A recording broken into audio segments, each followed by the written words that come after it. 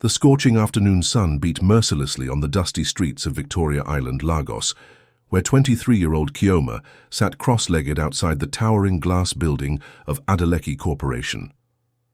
Her weathered hijab covered most of her face, leaving only her eyes visible, eyes that held depths of pain and wisdom far beyond her years. "Please, sir, anything you can spare," she whispered to the stream of wealthy businessmen entering and leaving the building. Most ignored her completely, their expensive shoes clicking past without pause. A few dropped coins into her small metal bowl, their charity given without eye contact or acknowledgement of her humanity. But Kioma wasn't just any beggar on the streets of Lagos. Hidden beneath her tattered clothes and desperate circumstances lay a secret so explosive it could shake the very foundations of Nigeria's business world. She was Kioma Okafor, rightful, heiress to the Okafor steel empire, worth over 50 billion naira. Yet here she sat, forgotten by the world, believed dead by those who had stolen everything from her. The irony wasn't lost on her, as she begged outside the building owned by Kemi Adeleke, one of Nigeria's youngest billionaires, and the man whose company had directly benefited from her family's destruction 5 years ago. At exactly 3:47 p.m., as she did every weekday, Kioma watched through the glass doors as Kemi emerged from the executive elevator. At 29, he was devastatingly handsome, tall, with smooth dark skin, wearing a perfectly tailored charcoal suit that probably cost more than most people earned in a year. His presence commanded attention, and she watched as employees instinctively straightened and smiled as he passed. But what struck Kioma most about Kemi Adeleke wasn't his wealth or power, it was the loneliness in his eyes. Despite being surrounded by people eager to please him, he moved through the world like a man carrying invisible burdens. She recognized that loneliness because she felt it too. Today, something different happened. As Kemi stepped out of the building, his phone rang. While he paused to take the call, his eyes accidentally met hers. For a moment that stretched like eternity. They stared at each other, the billionaire CEO and the beggar girl who should have been his equal. "Sir, the Malaysian investors are ready to finalize the deal," she could hear his assistant saying through the phone. "They're offering 2 billion for the steel contracts." Steel contracts. Kioma's breath caught. Those were her family's contracts, stolen through fraud and murder. She watched Kemi's face as he discussed business built on the graves of her parents and the theft of her inheritance. Yet when he looked at her, she saw something unexpected in his expression, not pity or disgust, but curiosity, as if he sensed there was more to her story than appeared on the surface. "Wait," Kemi said suddenly to his assistant, still looking at Kioma. "Give me a moment." He approached her slowly, his expensive shoes stopping inches from her tattered blanket. Up close she could smell his cologne, sophisticated and probably imported, but his voice, when he spoke, was gentle. "What's your name?" he asked quietly. The question startled her. In 5 years of begging, no one had ever asked her name. "Chi," she whispered, using the shortened version she'd adopted for safety. "Chi," he repeated, as if testing how it felt in his mouth. "That's a beautiful name.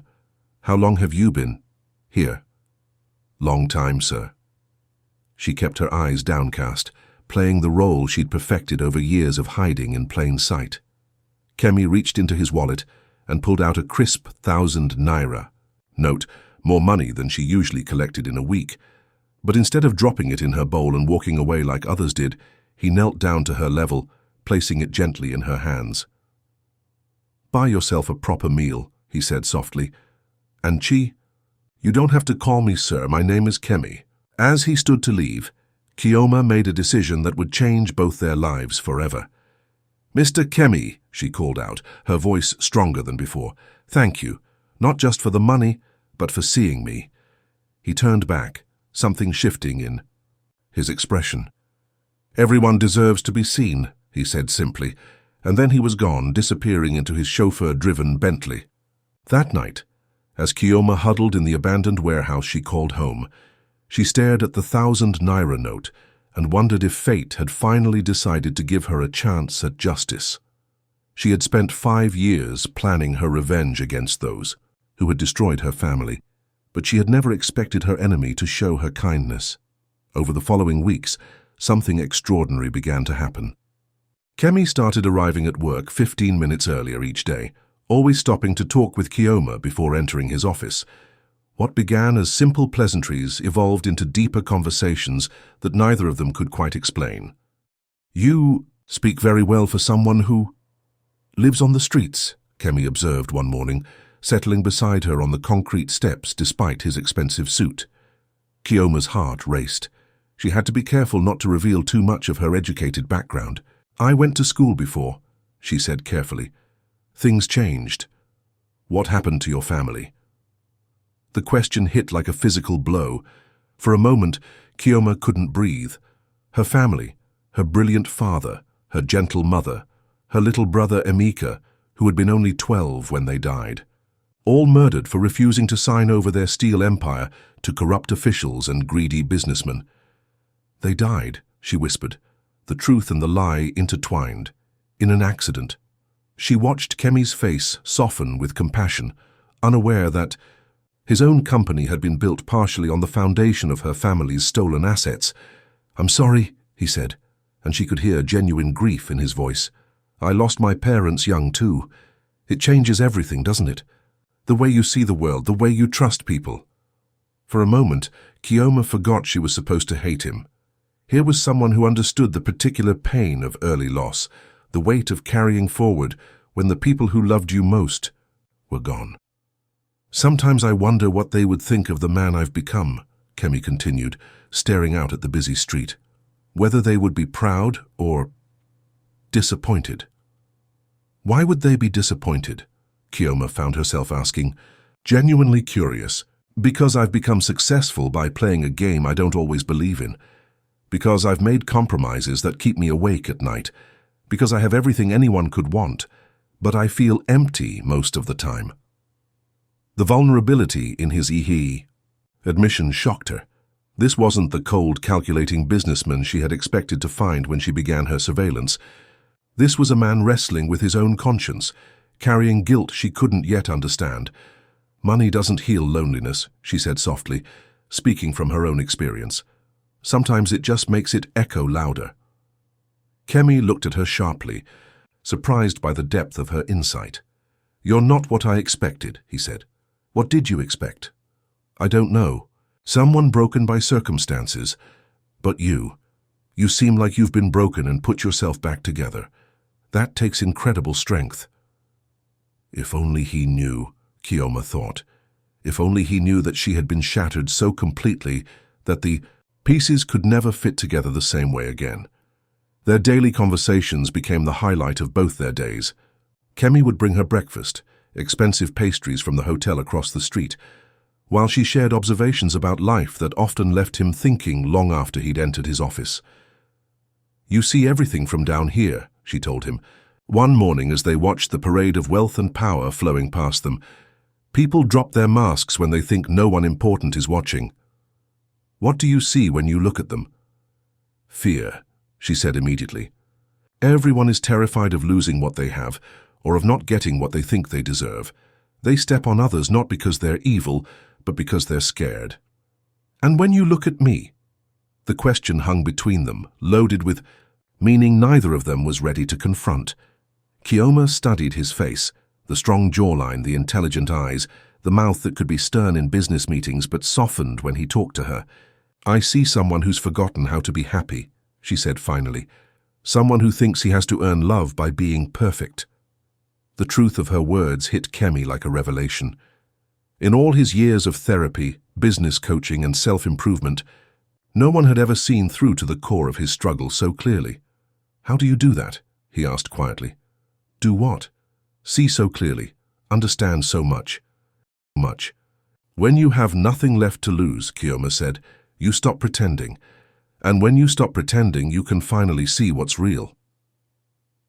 As their connection deepened, Kioma found herself facing an impossible dilemma. Every day she gathered more evidence of how her family's stolen assets had been integrated into Adeleke Corporation's holdings. The steel contracts, the mining rights, even some of the office buildings, all bought at suspiciously low prices from the corrupt officials who had murdered her parents. Yet the man profiting from these crimes treated her with more kindness than she'd experienced in 5 years. He brought her food, listened to her thoughts, and spoke to her like she mattered. Either Kemi was the most masterful manipulator she'd ever encountered, or he was genuinely unaware of his company's dark foundations. The truth came crashing down on a rainy Thursday morning when she overheard a phone conversation that changed everything. "Uncle Dele," Kemi was saying to someone on the phone as he stood under the building's awning, waiting for the rain to stop. "I've been reviewing some of our older acquisitions, and I have questions about the Okafor steel contracts from 2019. Kioma's blood turned to ice at the mention of her family name.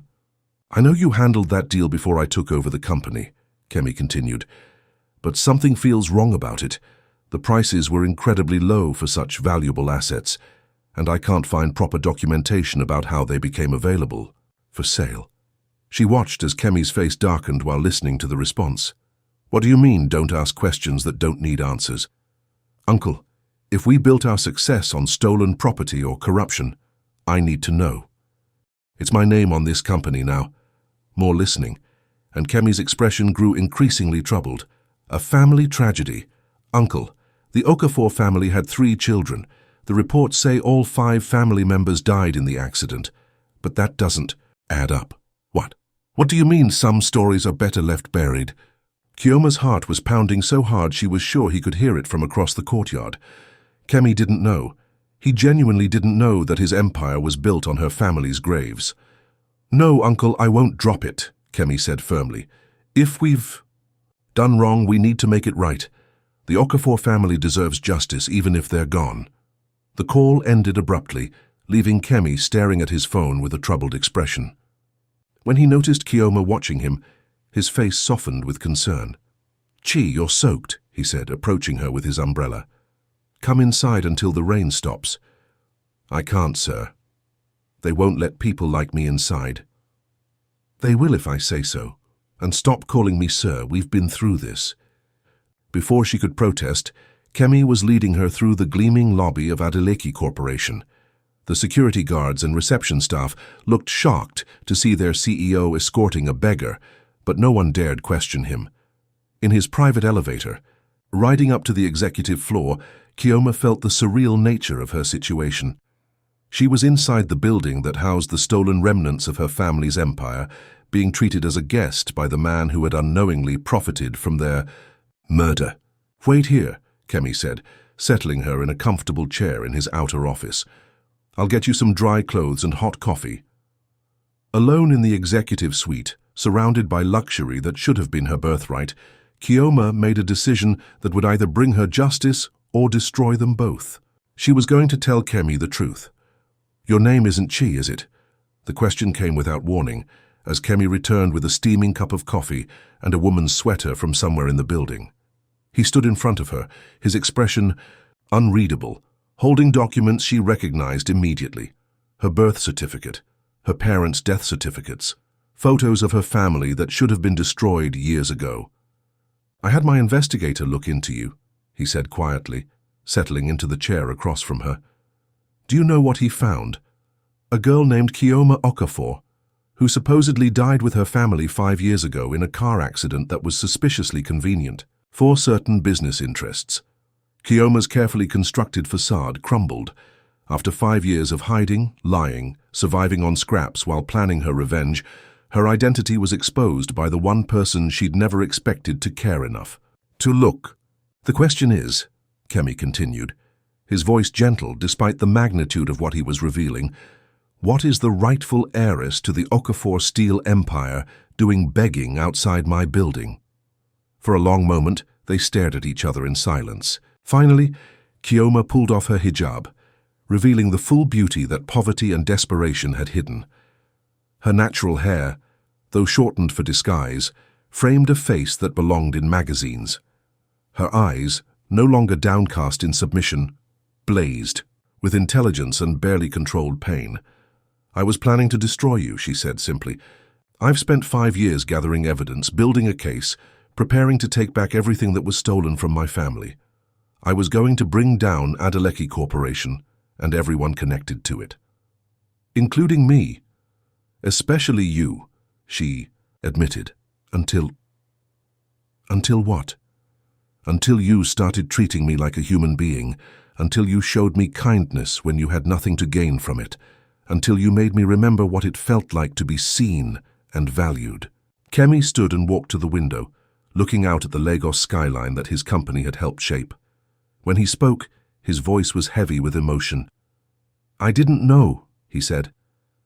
I swear to you, Kioma, I didn't know how those assets came to be in our portfolio.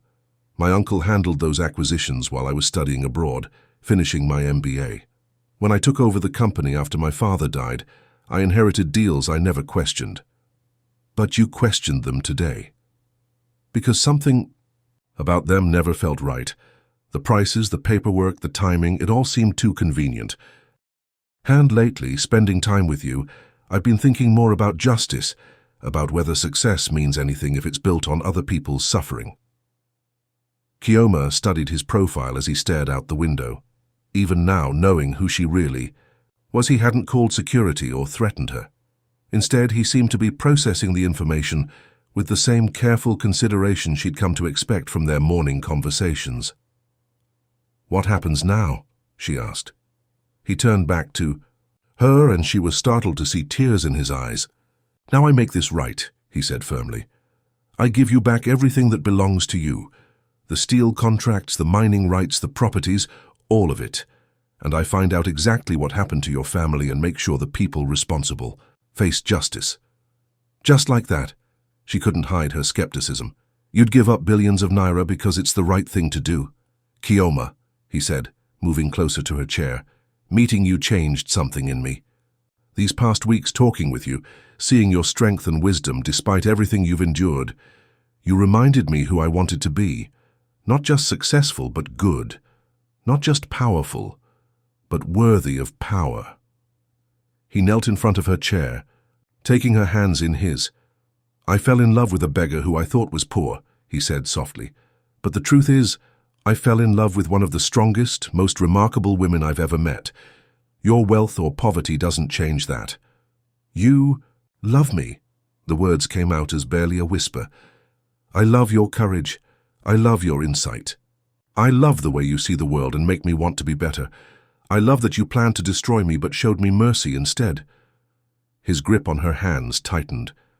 And now that I know who you really are, I love you even more. Because I understand the incredible sacrifice you've made just to survive. The confession hung between them, like a bridge neither was sure they should cross. Chioma pulled her hands free and stood, moving to the same window where Kemi had been standing moments before. You don't understand what you're saying, she said quietly. The Okafor Steel Empire isn't just worth billions. It's one of the largest industrial conglomerates in West Africa. If you return what's rightfully mine, Adeleki Corporation will lose a significant portion of its value. Then that's what happens. Your shareholders will revolt. Your board of directors will try to have you removed. Your uncle, who I suspect knows exactly what happened to my family, will fight you every step of the way. Let them try. She turned to face him, studying his expression for any sign of doubt or calculation. Why would you risk everything for someone you've known for only a few weeks? Because it's not about risk, Kemi said, standing and joining her at the window. It's about who I choose to be.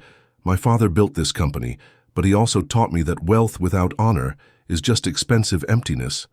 If our success is built on your family's tragedy, then we don't deserve it.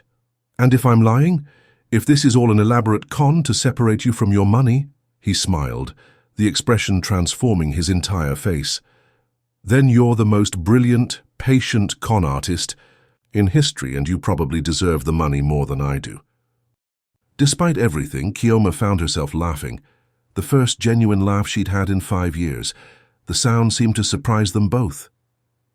There's something else you need to know, she said, growing serious again. My little brother Emeka didn't die in the accident. He was at boarding school when it happened. The people who killed my parents have been hunting him for years, trying to eliminate any potential heir to the Okafor fortune. Kemi's expression hardened. Where is he now? Safe, hidden. He doesn't even know I'm alive. I made sure of that. To protect him. But if I reclaim the Okafor Empire, those same people will come for both of us. Then we make sure they can't, Kemi said simply. We expose them first. We gather evidence, build an airtight case, and make sure they face justice. For what they did. We? Did you think I was going to let you fight this alone? Kioma, whether you want my help or not, you have it. And not because I love you, though I do, but because what happened to your family was evil, and evil needs to be confronted. The certainty in his voice, the casual way he spoke of risking everything for justice, made Kioma's carefully guarded heart crack open just a little.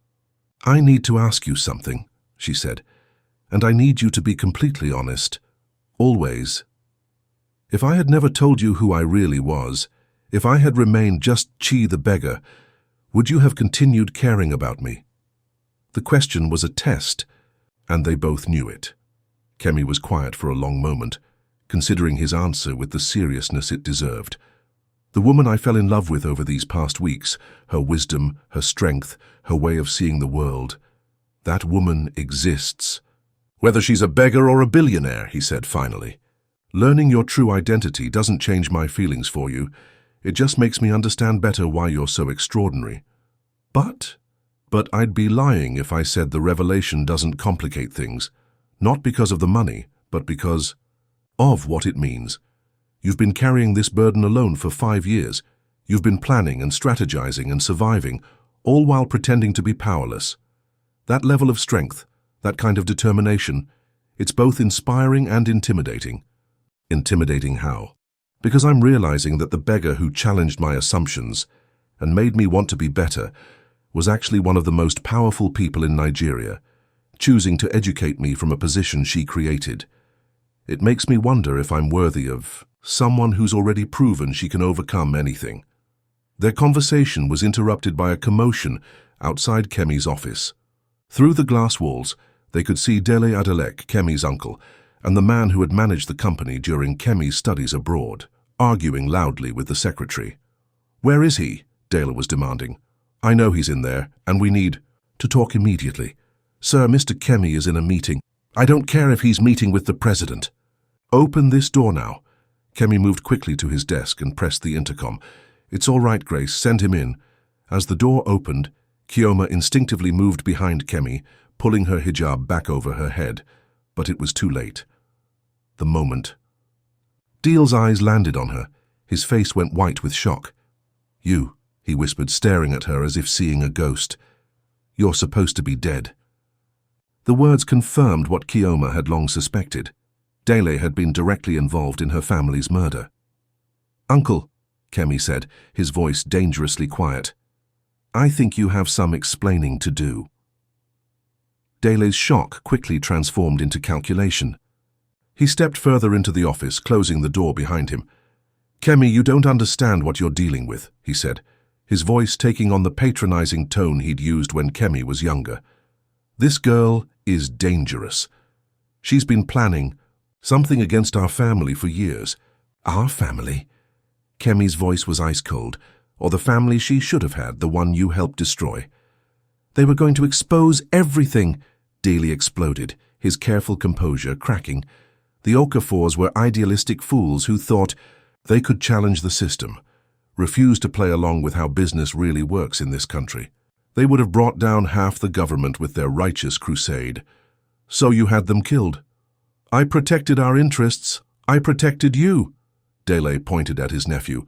"Everything you have, everything this company has achieved, it's because I made hard decisions while you were playing student in America." Chioma stepped out from behind Kemi, pulling off her hijab completely. When she spoke, her voice carried the authority of someone born to power.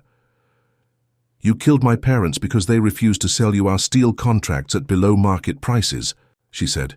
"You murdered them because they threatened to expose the corruption network you were part of, and you tried to kill my brother and me to eliminate any potential heirs to the fortune you wanted to steal."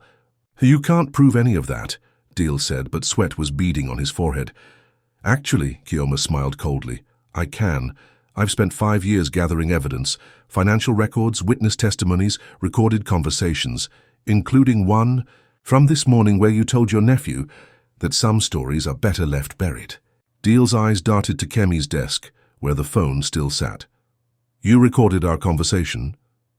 I record all my business calls, Kemi said. It's a habit I developed after taking over the company. Something about needing to protect myself from people I trusted. The irony wasn't lost on any of them. Kemi, Deal said, desperation creeping into his voice. She's manipulating you, can't you see that?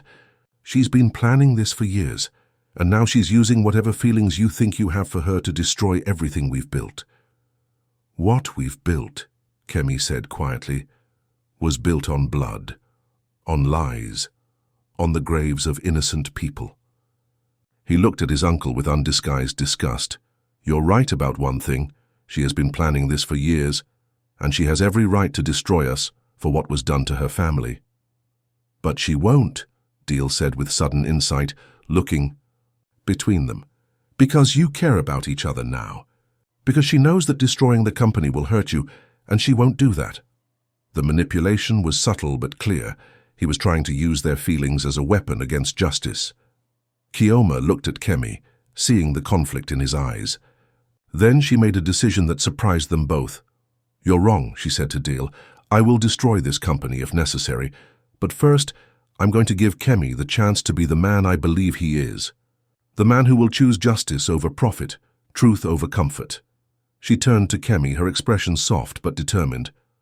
I'm officially notifying you that I am Kioma Okafor, rightful owner of assets worth approximately 30 billion naira, that are currently held by Adeleki Corporation through illegal acquisition. I am prepared to take legal action to recover these assets, along with damages and interest accumulated over 5 years. The formal declaration hung in the air like a sword. But, she continued, I'm also prepared to work with you to make this right if you're truly committed to justice. The silence in the office was deafening. 3 people stood in a triangle of tension, each representing different paths forward: corruption, justice, and love. Deal broke the silence first. Kemi, if you give her back those assets, we'll lose everything. The company will be crippled, possibly destroyed. Thousands of employees will lose their jobs. Your father's legacy will be ruined. My father's legacy, Kemi said slowly, was supposed to be about building something honorable. If it's been corrupted by murder and theft, then maybe it deserves to be ruined. He walked to his desk and pulled out a thick folder. I had our legal team prepare these documents this morning after our phone conversation, he said to Dealey. Transfer documents for all assets linked to the Okafor acquisition. They just need signatures. Dealey stared at the documents as if they were poisonous snakes. You're making a mistake that will destroy 3 generations of work. 3 generations of work, Kioma interjected, built on 4 generations of my family's blood, sweat, and innovation. The Okafor Steel Empire was founded by my great-grandfather in 1958. Everything you stole from us was built by people who are now dead because of your greed. And what about the employees? Dale pressed. The families who depend on Adeleki Corporation for their livelihoods? Are you going to destroy their lives for your revenge? It was a low blow, but an effective one. Kioma felt the weight of responsibility for innocent people who had no part in the crimes committed in the company's name. The employees will be fine, Kemi said firmly. Because Adeleki Corporation isn't going to be destroyed, it's going to be transformed. He looked at Kioma, and she saw something in his eyes that took her breath away, not just love, but partnership. I have a proposition, he continued. We merge our companies. Adeleki Corporation and the restored Okafor Steel Empire become equal partners in a new venture. We keep the employees, we maintain the infrastructure, but we build something clean. Something honorable. A merger. Kioma stared at him. You want to merge our companies? I want to merge our futures, Kemi said simply. Business and personal. If you'll have me. Dele laughed bitterly. How romantic. The billionaire. Heiress and the heir to stolen fortune, joining forces to play house with other people's livelihoods. Other people's livelihoods that you put at risk when you built this empire on murder, Kemi snapped. Your choices created this situation, Uncle. Now we're trying to find a solution that serves justice while protecting innocent people. "And what about me?" Dale asked. "What happens to the man who made hard decisions to protect this family?" "You face the consequences of those decisions," Keoma said coldly. "I have evidence of your involvement in my parents' murder, your embezzlement of our assets, and your ongoing attempts to locate and eliminate my brother. That evidence is going to the authorities whether we merge the companies or not." "Dealies," face twisted with rage. "You think you've won, but you don't know how deep this goes. You don't know how many powerful people were involved, how far they'll go to protect themselves." "Then we'll face them together," Kemi said, moving to stand beside Keoma. "All of them." The gesture wasn't lost on any of them. Kemi had literally chosen his side. "You're both fools," Dale said, heading toward the door. "You think love and good intentions can overcome decades of carefully constructed power structures. You'll both be dead within a year." After he left, the office felt strangely peaceful. Kemi and Keoma stood side by side, looking out at the Lagos skyline that would soon look very different to both of them. "Are you sure about this?" Keoma asked quietly. "The merger, I mean. You're talking about fundamentally changing your company, potentially putting yourself and your people at risk, all for someone you've known for less than 2 months." "I'm talking about doing what's right," Kemi replied, "but you're right to question it. This isn't just about returning your stolen assets. It's about building something together, and that requires trust on both sides." He turned to face her fully. "So I need to ask, do you trust me? Not as the man who can help you get justice, but as a partner?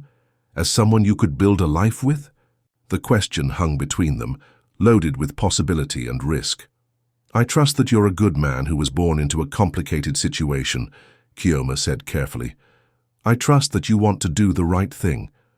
But Kemi, I've been betrayed by everyone who was supposed to protect me. Trust isn't something I can just decide to feel." "Then let me earn it," he said simply. "Let me prove that this isn't about guilt or manipulation or trying to fix what my family broke. Let me prove that it's about building something new, something better, something worthy of what your parents dreamed of creating." 3 weeks later, Keoma stood outside a small private school in Abuja, her hands shaking as she waited for the boy who would complete the circle of her healing. Beside her, Kemi offered silent support, understanding that this moment belonged to her and her brother. The legal wheels were already in motion. Dale had been arrested, though he was fighting the charges with expensive lawyers and powerful connections. The asset transfers were proceeding through the courts, with Kemi's full cooperation, despite pressure from his board of directors. Several major business figures had been implicated in the corruption network that had destroyed the Okafor family. But none of that mattered as much as the figure walking toward them across the school courtyard. Emeka Okafor was now 17, tall and lean like their father had been, with their mother's gentle eyes. He moved with the careful awareness of someone who had lived in hiding, always watching for danger. When he saw Keoma, he stopped walking, his face going through a series of emotions: disbelief, hope, fear, and finally, overwhelming joy. "Chi," he whispered, using the childhood nickname only he had ever called her. "Hello, little brother," she said, tears streaming down her face. He ran then, crossing the distance between them, like the child he'd been when she last saw him. When he threw his arms around her, Keoma felt a piece of her soul that had been missing for 5 years finally click back into place. "I thought you were dead," he sobbed against her shoulder. "They told me the whole family died in the accident. I thought I was alone." "I'm sorry," she whispered back. "I'm so sorry I let you think that, but I had to keep you safe. I had to make sure they couldn't find you while I figured out how to get justice for Mama and Papa." They held each other for a long time, mourning their parents together for the first time since the tragedy. When they finally separated, Emeka noticed Kemi, standing respectfully nearby. "Who is he?" Emeka asked, his protective instincts immediately activated. "Someone who's helping us get our family's company back," Keoma said carefully. "Someone who cares about what's right." "And?" Emeka pressed, reading something in his sister's expression. "And someone I love," she admitted quietly. "Emeka," studied Kemi with the intensity of someone much older than 17. "What's your name?" "Kemi Adeleke," Kemi replied honestly. "Adeleke," Emeka repeated, his expression hardening. "As in Adeleke Corporation, as in the company that bought our stolen assets?" "Yes," Kemi said simply. "I'm the CEO who unknowingly built success on your family's tragedy, and I'm trying to make it right." "Trying how?" "By returning everything that belongs to you, by helping bring the people responsible to justice, by merging our companies so that the Okafor name can reclaim its rightful place in Nigerian business." Emeka looked between his sister and Kemi, processing the complexities of the situation with remarkable maturity. "You love my sister?" "Yes." "And you're willing to give up billions of naira to make things right?" "Yes." "Why should I believe you're not just manipulating her?" It was Kioma who answered. "Because he fell in love with me when he thought I was a beggar with nothing to offer him.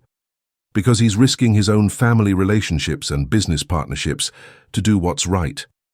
Because he could have had me arrested when he discovered who I really was, but instead he chose to help me." Emeka was quiet for a long moment, studying them both. Finally, he spoke. "Papa always said that a person's character is revealed not by how they treat people who can help them, but by how they treat people who can't." He looked at Kemi. "How did you treat my sister when you thought she was powerless?" "Like she was. The most important person in my world," Kemi replied without hesitation. "Then I guess we'll see if you're worthy of her," Emeka said, extending his hand for a shake that felt like both a greeting and a warning. 6 months later, the Lagos business district buzzed with excitement as Nigeria's newest power couple prepared to announce the official merger of their companies. The Okafor Adeleke Group represented the largest privately held industrial conglomerate in West Africa, with combined assets worth over 80 billion naira. But the real celebration was happening in the private office overlooking Victoria Island, where Kioma and Kemi worked side by side, rebuilding an empire that honored both their families' legacies while creating something entirely new. "The Malaysian steel contract is ready for your signature," Kemi said, sliding the documents across the table to her, "and the Children's Foundation has been approved by the board." The Children's Foundation was Kioma's idea, a memorial to her parents that would provide education and support to orphaned children across Nigeria. It was funded by a portion of the recovered assets and would ensure that what had happened to her and Emeka never happened to other vulnerable children. "Any word from the prosecutors?" she asked, signing the contracts with the careful precision she'd learned from her father years ago. "Dale pled guilty this morning," Kemi replied, his voice carefully neutral. "He's agreed to testify against the other conspirators in exchange for a reduced sentence." "How do you feel about that?" "Ini," was a question she asked often, understanding that Kemi's healing process was different from hers. Where she had carried anger and determination for revenge, he was processing the betrayal of a family member who had raised him after his parents' death. "Sad," he admitted. "Not for the consequences he's facing, but for the man I thought he was. It's like mourning someone who never really existed." She reached across the table and took his hand. "I understand that feeling." "Do you?" he asked, looking up from the documents. "Sometimes I worry that you still see me as part of what hurt you, that you'll never really be able to separate me from the crimes committed in my company's name." It was an ongoing conversation between them, the complexity of building love from the ashes of injustice. Some days were easier than others. "Kemi," she said, moving around the table to sit beside him, "do you know what I see when I look at you now? Tell me." "I see the man who chose justice over comfort. I see someone who gave up everything he thought mattered to do what was right. I see the person who helped me find my brother, who stood by me through death threats and board revolts, who never once asked me to be grateful or to minimize my pain." She cupped his face in her hands, forcing him to meet her eyes. "But most importantly, I see the man who saw me, really saw me, when I was sitting on concrete steps in tattered clothes. You fell in love with my mind, my spirit, my strength, before you knew anything about my money or my status. That's not something that can be corrupted by circumstances. And I see, Kemi replied, the most remarkable woman in Nigeria who survived 5 years of hell and came out stronger, wiser, and somehow still capable of love. I see someone who could have chosen revenge but chose justice instead. Someone who could have destroyed me but chose to build something beautiful with me instead. Their kiss was interrupted by Emeka's voice from the doorway. If you two are done being disgustingly romantic, we have investors waiting in the conference room. At 17, Emeka was already showing the business acumen that ran in the Okafor bloodline. He split his time between completing his education and learning the company operations, preparing to eventually take his place as a leader in the family business. How do they look? Kioma asked, straightening her blazer. Terrified and impressed in equal measure, Emeka grinned. Apparently, the idea of doing business with the woman who brought down a corruption network while building a billion-dollar empire is both thrilling and intimidating. Good, Kioma said. Fear keeps people honest. As they prepared to enter the conference room, Kemi caught her hand. Ready to change the world, partner? With you? She smiled, the expression transforming her entire face. I'm ready for anything. 1 year later, Lagos society held its breath as Kioma Okafor and Kemi Adeleke prepared to marry in what the media was calling the wedding of the century. It wasn't just the union of two of Nigeria's most powerful people, it was the celebration of a love story that had captivated the country. The ceremony took place at the National Theatre in Lagos, with over 1,000 guests including heads of state, business leaders, and celebrities from across Africa. But for Kioma, the only person who mattered was her brother Emeka, who walked her down the aisle in place of their father. Papa would be proud, he whispered as he placed her hand in Kemi's. They both would be, she whispered back, thinking of the parents who had died believing in justice and integrity above all else. The vows they exchanged were written together, reflecting their unique journey from strangers to enemies to lovers to partners. Kemi, Kioma said, her voice steady despite the tears in her eyes, you found me at my lowest point and treated me like I was precious. You chose truth over comfort, justice over profit, love over safety. You helped me reclaim not just my inheritance, but my faith in the goodness that exists in people. Kioma, Kemi replied, you taught me that real strength isn't about power or wealth. It's about character under pressure. You showed me what it means to fight for what's right, even when the cost is everything you have. You made me want to be worthy of the love you offer. When they kissed as husband and wife, the cheers from the crowd were deafening, but in that moment, they were just two people who had found each other in the most unlikely circumstances and chosen to build something beautiful together. The reception was a celebration of Nigerian culture, business achievement, and most importantly, the triumph of love over adversity. Guests danced to Afrobeats while discussing the couple's latest philanthropic ventures and business acquisitions. During their first dance, Kioma reflected on the journey that had brought them here. Do you ever think about how different things would be if you had just walked past me that first day? She asked. Every day, Kemi replied, spinning her gently. And every day I'm grateful I chose to see you instead, even knowing all the complications it would bring, especially knowing that the easy path rarely leads to anything worth having. As they swayed to the music, surrounded by hundreds of people celebrating their union, Kioma felt the final piece of her healing click into place. She had reclaimed her name, her fortune, her family's legacy, and her faith in love. The scared, broken girl who had sat on concrete steps begging for coins was now one of the most powerful women in Africa, dancing at her own wedding with a man who loved her for who she truly was. The story had begun with the cruelest losses and the deepest deception, but it had become something neither of them could have imagined. A partnership that honored the past while building toward a future filled with possibility. 5 years later, Dr. Chioma Okafor Adeleke stood in the boardroom of the Okafor Adeleke Group, addressing her senior staff about their latest acquisition, a small steel company that reminded her of her family's humble beginnings decades earlier. Excellence is not about size or scale, she told the assembled executives. It's about integrity, innovation, and the courage to do what's right even when it's difficult. Through the window she could see the street corner where she had once begged, now marked with a small plaque, commemorating the Okafor Children's Foundation. Every day she was reminded of how far she had traveled and how many lives had been changed by the journey. "Ma'am," her assistant interrupted, "your husband is here for lunch." Kemi entered the boardroom with their 2-year-old daughter Aduni balanced on his hip. The little girl, named for both grandmothers she would never meet, had her mother's intelligent eyes and her father's gentle spirit. "How was the morning?" Kemi asked, kissing his wife's cheek. "Productive. We just finalized the education initiative with the ministry."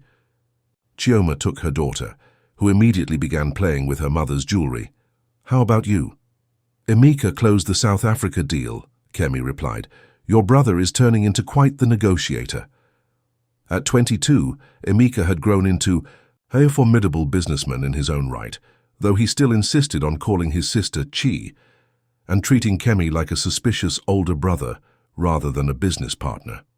And the new foundation program? Fully funded and ready to launch next month, we'll be able to provide university scholarships for 50 orphan students this year. It was their way of ensuring that what had happened to them, the loss, the struggle, the years of hardship, would be transformed into opportunity for others. That evening, as they sat in the garden of their family home, watching little Aduni play while the sun set over Lagos, Chioma reflected on the incredible journey that had brought them here.